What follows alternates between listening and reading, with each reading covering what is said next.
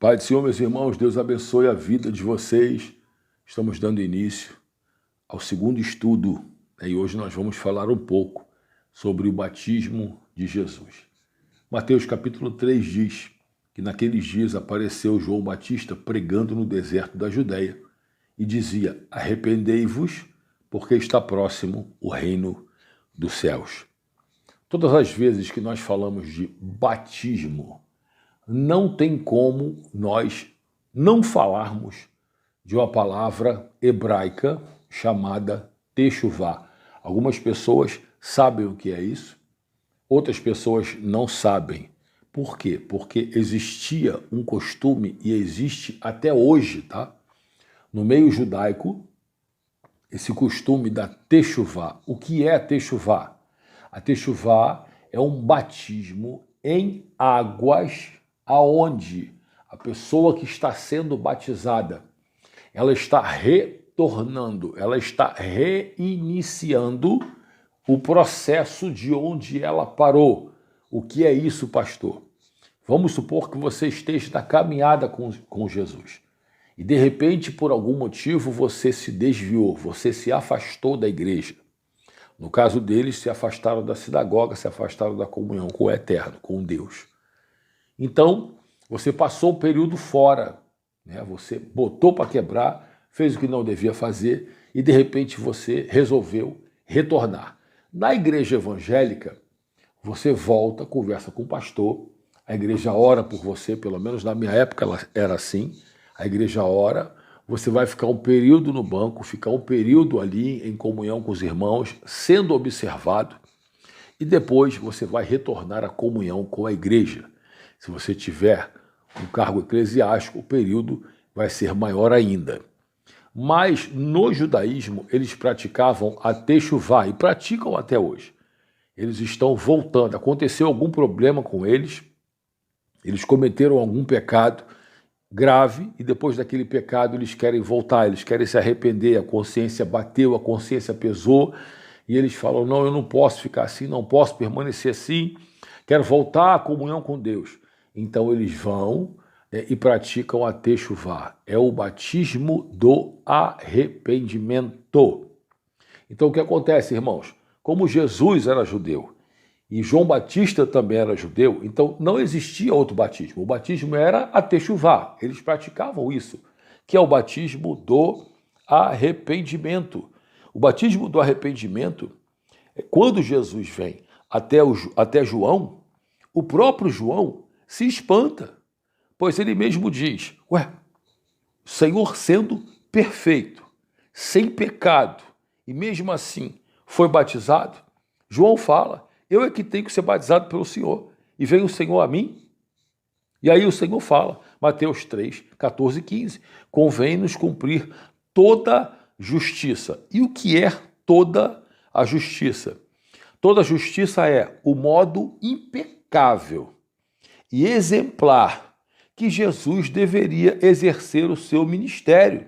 Por quê? Porque ele sabia que ele ia ser acusado, ele sabia que o ministério dele ia ser posto à prova a todo tempo, como foi. Os saduceus cercando ele, os fariseus cercando, tentando pegar ele na palavra, tentando pegar ele na própria lei.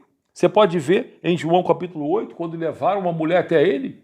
Depois nós vamos falar sobre isso, algo também muito forte, uma revelação muito forte com relação a essa passagem. Nós vamos dar posteriormente.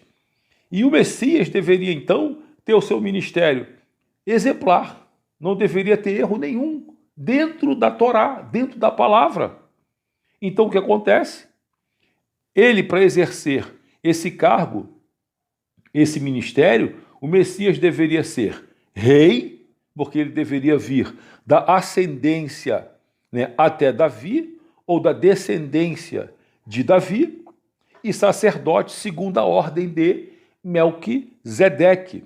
Você pode ler aí Salmo 110, versículo 4, Hebreus 5, de 8 a 10, e Hebreus capítulo 6, versículo 20, que vai falar sobre a ordem de Melquisedeque e o Senhor como sumo sacerdote.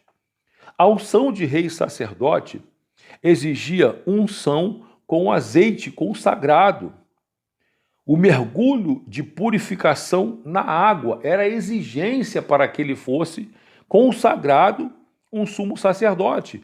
Isso era um requisito básico para alguém que queria atuar como sacerdote. Você pode ver isso em Êxodo, capítulo 29, versículo 1 e versículo 4. A unção era feita pelo próprio Espírito Santo no caso do Senhor.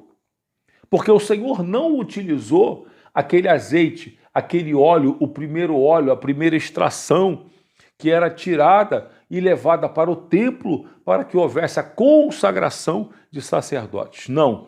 A unção do Senhor, ela veio direta do Espírito Santo. Por isso que nós tratamos na primeira aula, e algumas pessoas me perguntaram com relação à humanidade de Jesus, né? Ele ser 100% homem. Sim, ele foi 100% homem.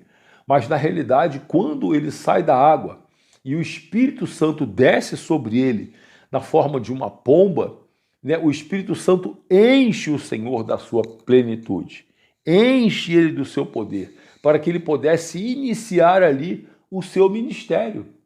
E é algo tão tremendo, e depois nós vamos falar sobre isso na nossa próxima aula, que você vê que depois que ele é cheio, depois que ele está cheio do Espírito Santo, o próprio Espírito Santo leva ele para o deserto, para ser tentado pelo diabo. Foi o próprio Espírito Santo que levou. Ele tinha que passar por esse teste, ele tinha que passar por essa prova, e nós vamos falar sobre isso no terceiro estudo. Então o Espírito Santo desce sobre ele, enche ele do poder, enche ele da graça, enche do Espírito, enche de fogo, para que ele para que ele pudesse iniciar o seu ministério aqui na terra e inaugurar o reino dos céus, com poder e glória e majestade. Louvado seja o nome do Senhor. Em Lucas 3:23, nos traz a informação que Jesus tinha 30 anos quando ele iniciou o seu ministério. Isso, mais uma vez, nos mostra que o ofício de sacerdote por Jesus, irmãos, iniciava-se no tempo certo, segundo as Escrituras. Em Números capítulo 4, versículo 3, versículo 23 e 35, assim a profecia se cumpriu nos mínimos detalhes. Por quê? Porque ele inicia o seu ministério com 30 anos, segundo a palavra do Senhor. Por isso que ele disse, eu não vim abrogar a lei, não, eu vim cumprir a lei. Eu vim fazer com que a lei fosse cumprida. Ele não veio bater de frente com a lei, ele não veio pegar a lei e substituir a lei, não, ele veio simplesmente cumprir a lei. Porque ele era o único e é o único que tinha condições de cumprir os 613 mandamentos da Torá. Louvado seja o nome do Senhor. Nenhum homem conseguiu de forma nenhuma cumprir à risca os 613 mandamentos, mas o Senhor veio e cumpriu os 613 mandamentos. Aquilo que as Escrituras falavam sobre ele, aquilo que as Escrituras profetizavam sobre ele, como ele iria ser, como ele viria, louvado seja o nome do Senhor, tudo foi cumprido, irmãos, à risca na vida de Jesus. As profecias se cumpriram nos mínimos detalhes. Ele é rei e é sumo sacerdote das nossas vidas. Louvado seja o nome do Senhor. Ele não tinha pecado, ele não precisava ser batizado, porque a condição de você ser batizado é você se arrepender, e é assim até hoje. Nós, quando chegamos na igreja, nós somos batizados nas águas, porque é uma forma de expor publicamente o nosso arrependimento da vida que nós estávamos levando. Por isso que a Bíblia diz que nós devemos ser uma nova criatura. As coisas velhas se passaram, eis que tudo se fez novo. Iniciamos uma nova vida. Por isso que a Bíblia fala que é necessário nós nascermos de novo, nascer da água e nascer do Espírito. E para que isso aconteça na vida do crente, é necessário nós nos arrependermos. Não é remorso. Remorso, Judas teve. Ele não se arrependeu, ele teve remorso por ter entregue ao Senhor por 30 moedas de prata. Ele não se arrependeu, ele teve remorso. Mas o Senhor não, ele não precisava passar por esse batismo. Mas ele passou para que se cumprisse as Escrituras nele, para que ninguém tivesse com que acusá-lo. Não, ele passou sim pelo batismo nas águas, porque está escrito na palavra que ele tinha que passar para iniciar seu ministério como sumo sacerdote, e ele foi batizado com o Espírito Santo e com fogo, cheio da plenitude, e ele vem cumprir na vida dele, louvado seja o nome do Senhor, o sumo sacerdócio da linhagem de Melquisedeque. Amém, irmãos? Louvado seja o nome do Senhor. Então eu espero que tenha dado para você captar, para você pegar com relação aí ao batismo do Senhor. Se você tiver alguma dúvida com relação a isso, pode perguntar, não deixe de perguntar. E eu quero terminar essa aula, já estamos terminando. Terminar essa aula com uma pergunta: quem batizou João Batista? Que Deus te abençoe, em nome de Jesus.